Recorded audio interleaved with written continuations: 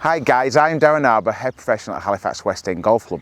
We all miss greens, but having that ability to turn 3 shots into 2 will help reduce your handicap index, help you shoot lower scores, and hopefully enjoy golf a little bit more along the way.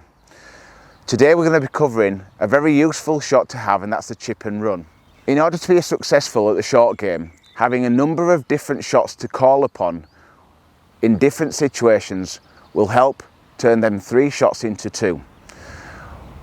A chip and run is a very useful addition when you've got a lot of green to work with, along with you've got nothing to go over. There is no reason to go high, so keep it low to the ground and let it run out a little bit more like a putt. That way you'll be playing the percentage that little bit more and you'll have more success. So we've found ourselves in a situation today where we've just come up a little bit short of the green.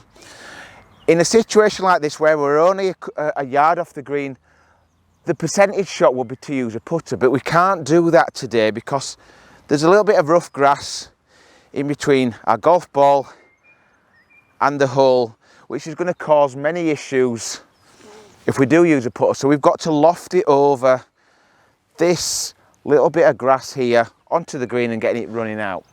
So depending on how much we've got to loft it over the fringe grass onto the green will depend on the club that you use, and I will chip with a 6, an 8 or a wedge. I play this shot with them clubs, so they will all give you different flight and roll characteristics. A wedge will roll less than a 6 iron, so it depends on the amount of green that you've got to play with, will depend on the shot that you're going to be using or the club that you're going to be using. So we're faced with a shot here that probably just needs getting it lofted on the green. So I've got a hula hoop here to demonstrate what we're looking for when it comes to the flight and roll characteristics. So with your pitching wedge, you're looking at 50% through the air to 50% roll. That will depend on the speed of the greens, the firmness of the greens and things like that. So you have to make adjustments for that. For an 8 iron, it's 1/3 through the air to 2/3 roll.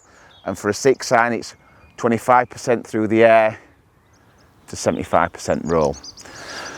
So what you've got to do is you've got to pick a spot, choose the club that you're gonna utilize, and then pick your spot, land it on the spot and allow the roll to happen. As you can see, the different roll characteristics are identified quite easily in the following sequence of shots. I've landed the golf ball on the same position on the green. This is identified by the hula hoop, and just allowed each of the clubs to show you how much roll you can expect from each of the different clubs. In order to play this shot successfully, we want to have the correct setup. First things first, what I would do is always grip down the golf club. We want more control and less power. A narrow stance for the same reasons. We want everything focused in front of us. I would always adopt a slightly open stance, but I wouldn't open it by pointing my feet in front of the golf balls. I would stand nice and square to target and pull the left foot back a little bit. That'll allow the left hip to open a little bit on the way through, and it'll make it a bit easier. Ball is in the back of the stance, and we feel that the left arm and the golf club are in an alignment, and the weight is slightly favouring your left foot. All this instruction that I'm talking about is all for the right-hander. If you are a left-hander, just do everything opposite. So we now got to focus on the length of the swing. So the length of the swing is determined by how far we want the golf ball to land on the green. So if we've got a wedge, it's 50-50. If we've got an 8 iron, it's 1/3 to 2/3 roll. And then we've got the 6 iron, it's 25% and 75% roll. So depending on where you want the ball to land will determine how far you want the golf club to swing back. So I would always advocate having a practice swing with a chip. You want to get that feel. It's all about feel and touch. So you want to have a practice swing, have that feel where you want the ball to land. If anything, it's a little bit like an underarm throw. If I was just getting the golf club in the one hand there,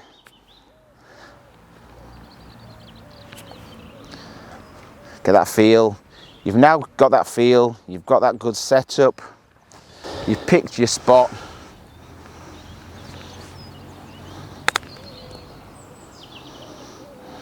Just hold that finish and watch that ball get close to that target. So that's the chip and run.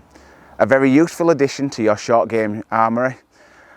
If you haven't anything to go over, I see no reason to go high, and the chip and run shot can be executed more successfully, more often than a shot that is lofted and try to land close to the pin to get it to spin and stop.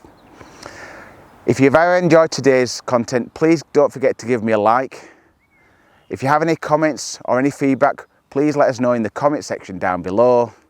I look forward to welcoming you on my next video.